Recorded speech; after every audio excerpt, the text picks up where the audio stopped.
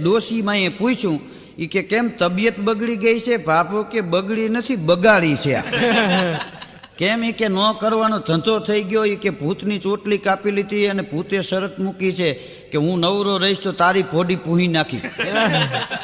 તો કે ખેતી કરવાનું કીધું કે આપણી ખેતી 1.5 મિનિટમાં પૂરી થઈ ગઈ અને આખા ગામની ખેતી કરવાનું વગર પૂછે કહી દીધું મેં.